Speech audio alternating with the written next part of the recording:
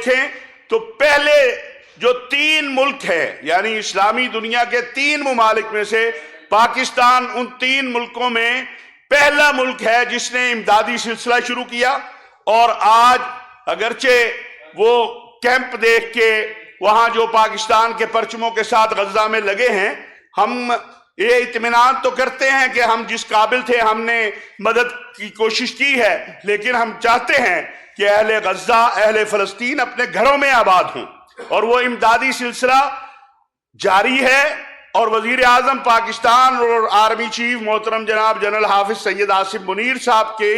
ہدایات پر پاک فوج نے اور پاکستان کی حکومت بلکہ پاکستان کی ریاست نے اس امداد کو 2 گنا کر دیا ہے۔ بیک ڈور ڈپلومیسی میں بھی پاکستان کے جو ذمہ دار ہیں وہ مسلسل برادر اسلامی ممالک کے ساتھ، عالمی دنیا کے ساتھ اس صورتحال پہ بات کر رہے ہیں۔ ایک کنفیوژن پھیلانے کی کوشش کی جا رہی ہے، اور جو ایشو نہیں ہے اس وقت، ایشو ایک ہے، اور وہ یہ ہے کہ پوری انسانیت اہل فلسطین کے ساتھ کھڑی ہے۔ اس وقت اس میں تقسیم پیدا کرنا میں سمجھتا ہوں اہل فلسطین کے ساتھ ظلم ہے۔ سن 2002 میں تاریخ کے اوراق میں اگر آپ دیکھیں، سن 2002 میں بیروت کے اندر عرب لیگ کے اجلاس میں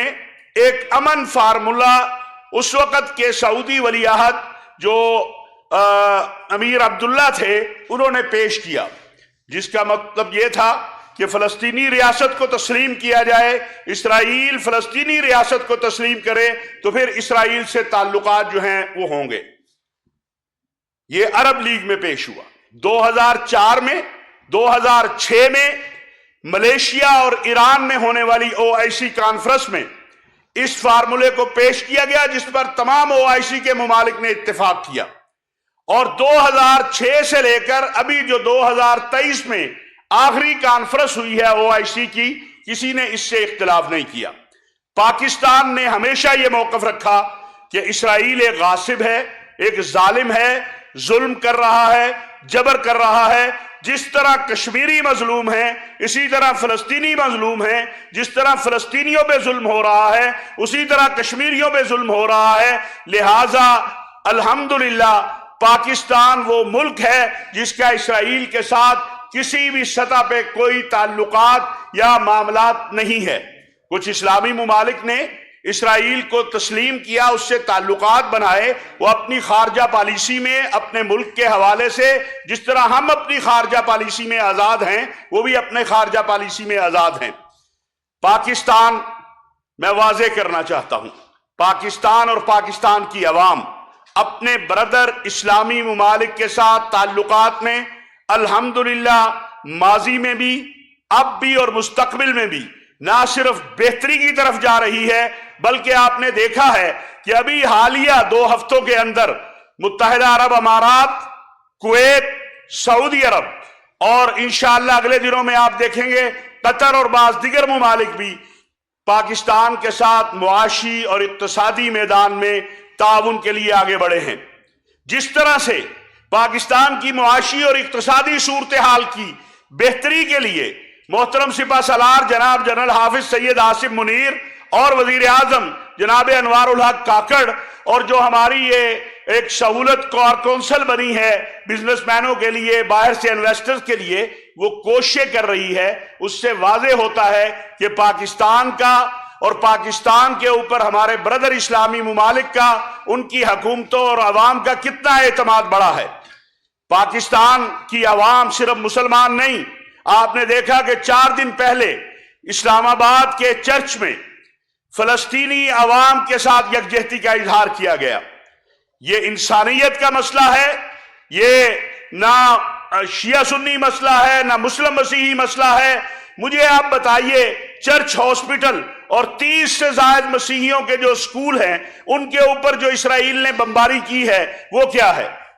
اسرائیل ظلم کر رہا ہے، اس ظلم کے خلاف ہم سب کو آواز بلند کرنی ہے۔ وزیر اعظم پاکستان محترم جناب انوار الحق کاکڑ صاحب نے کوئی نئی بات نہیں کہی ہے۔ جو OIC کے اندر، اور یہ بھی میں عرض کر دوں کہ 2004 اور 2006 سے 2023 تک پاکستان میں مختلف حکومتیں آئی ہیں، جن میں مذہبی جماعتیں بھی شامل تھیں، سیاسی جماعتیں بھی شامل تھیں، کسی نے OIC کے اس موقف سے اختلاف نہیں کیا جو 2 ریاستوں کے بات ہو رہی ہے۔ ہم تو آج بھی وہاں کھڑے ہیں کہ ہم اسرائیل کو غاصب مانتے ہیں، اور ہم یہ کہہ رہے ہیں کہ فلسطینیوں کو ان کا حق دیا جائے، ایک آزاد خود مختار فلسطینی ریاست کا قیام جس کا دارالخلافہ القدس شریف ہو۔ اس لیے نہ عوام میں کنفیوژن پھیلائی جائے، نہ سیاسی مقاصد کے لیے میں گزارش کروں گا بہت ہی ہاتھ باندھ کے کہ اپنے چھوٹے چھوٹی مصلحتوں، اپنے چھوٹے چھوٹے مقاصد کے لیے مسئلہ فلسطین کے اوپر جو ہے ایسا تعصب دینے کی کوشش نہ کی جائے کہ خدا نخواستہ کوئی تقسیم ہے۔ امت میں، پاکستان میں، پاکستان کی حکومت اور عوام میں، پاکستان کی ریاست اور عوام میں مسئلہ فلسطین پر کوئی تقسیم نہیں ہے۔ ہم اہل فلسطین کے ساتھ ہیں، اور جو اہل فلسطین چاہتے ہیں پاکستان بھی وہی چاہتا ہے۔ آپ نے دیکھا کل جب سلامتی کونسل کے اندر قرارداد آئی اور 13 ووٹ ایک طرف سے، 1 ووٹ جو ہے ویٹو کیا امریکہ نے، ہماری وزارت خارجہ نے اس کے اوپر جو سٹیٹمنٹ جاری کی ہے وہ ہماری پالیسی کو ظاہر کر رہی ہے کہ ہمارے لیے یہ جو خون بہ رہا ہے، یہ جو بے گناہ لوگوں کا قتل عام ہو رہا ہے، یہ جو بچے شہید ہو رہے ہیں، جو سارا عمارت ہسپتالوں سے لے کر ہر چیز تباہ کر دی گئی ہے، ہمارے لیے یہ ظلم، یہ ستم، یہ بربریت ناقابل برداشت ہے۔ پاکستان اپنے فلسطینی بھائیوں کے ساتھ کھڑا ہے۔ آج عالمی انسانی حقوق کے دن کے موقع پر میں اسلامی دنیا، عالمی دنیا، اقوام متحدہ سب سے یہ کہنا چاہتا ہوں کہ جو انسانی حقوق کی پامالی کشمیر میں ہو رہی ہے، مقبوضہ کشمیر میں ہو رہی ہے، اور جو فلسطین میں ہو رہی ہے، اس کی طرف دنیا کو توجہ کرنے کی ضرورت ہے۔ یہ بات بالکل واضح ہے کہ ریاست پاکستان اسی موقف کے ساتھ کھڑی ہے جو قائد اعظم محمد علی جناح کا موقف تھا، حکومت پاکستان اسی موقف کے ساتھ کھڑی ہے، اور وزیر اعظم پاکستان اسی موقف کے ساتھ کھڑے ہیں کہ ایک آزاد خود مختار فلسطینی ریاست کا قیام جس کا دارالخلافہ القدس شریف ہو، اور جہاں تک ہمارے برادر اسلامی ممالک ہیں ہم ان کے ساتھ کھڑے ہیں، ہم OIC کے ساتھ کھڑے ہیں، ہم OIC کی جتنی وہ کوششیں کر رہی ہے اس وقت OIC، صبح و شام OIC کا سربراہ اس وقت سعودی عرب ہے۔ سعودی عرب کے وزیر خارجہ پچھلے، اگر آپ ان کی پوری 7 اکتوبر سے اب تک دیکھیں، اور وہ اکیلے نہیں ہیں، ان کے ساتھ ترکی کے وزیر خارجہ ہیں، ان کے ساتھ قطر کے وزیر خارجہ ہیں، ان کے ساتھ جو ہے فلسطین کے جن کا مسئلہ ہے فلسطین کے وزیر خارجہ ہیں، اور فلسطینی عوام خود کہہ رہی ہے کہ یہ جو OIC نے ریاض میں، آپ یہ دیکھیے کہ اگر OIC کے ریاض اعلامیہ سے کسی کو اختلاف ہوتا تو کوئی آواز آتی، خود جو فلسطینیوں کے تمام گروپ ہیں وہ کہہ رہے ہیں کہ جو OIC کا ریاض کا اعلامیہ ہے اس پر عمل ہونا چاہیے۔ یہی میری چند گزارشات تھی، آپ کوئی سوال کرنا چاہیں تو بسم اللہ۔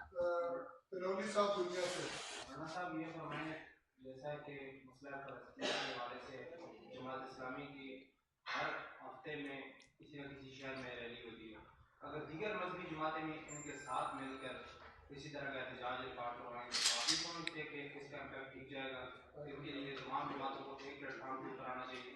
میں سمجھتا ہوں کہ فلسطین پہ کوئی اختلاف ہے ہی نہیں، ہر ایک اپنے اپنے مطابق کوشش کر رہا ہے۔ یعنی اگر ایک بچوں کا مظاہرہ کرتا ہے، دوسرا بڑوں کا مظاہرہ کرتا ہے، تیسرا یونیورسٹی میں کوئی کانفرنس کرتا ہے، چوتھا کوئی پریس کانفرنس کرتا ہے، تو اس کا مطلب یہ نہیں ہے کہ ہم تقسیم ہیں،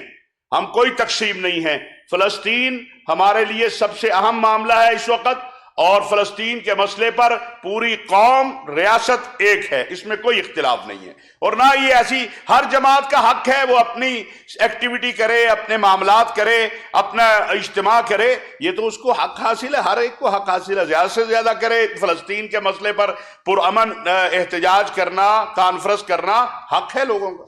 علی شیر صاحب بول رہے ہیں اصل یہ فائن کہ آپ کی مداحیاں اکثر خلیجی امور کے حوالے سے برائے اعظم کے ساتھ رہی ہیں، کیا وجہ ہے کہ اسرائیل کے لیے جو ہے وہ فضائی حدود بھی ہم کم سے کم بند نہیں کر سکتے، یا ان کے سفراء جو ہیں وہ کم سے کم احتجاج ان کو بھی باہر نہیں نکال سکتے؟ آپ تو سمجھ کے آئیے کہ ایسا کیوں نہیں ہو پا رہا؟ دیکھیے، پہلی بات تو یہ ہے کہ پاکستان کی فضا سے کوئی اسرائیل طیارہ گزرتا نہیں ہے، اس لیے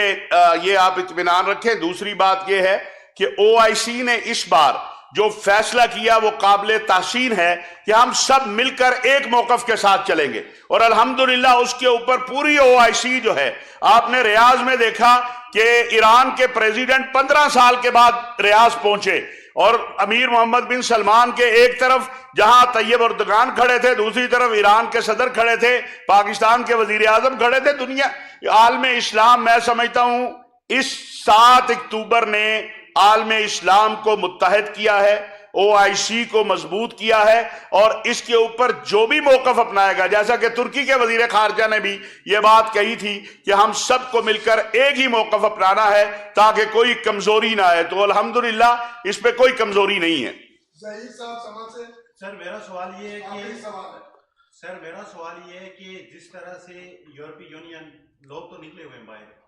احتجاج بھی ہو رہے ہیں, لیکن یورپی یونین جو ممالک ہیں ان کا آپ دیکھ لیں اور امریکہ کا دیکھ لیں,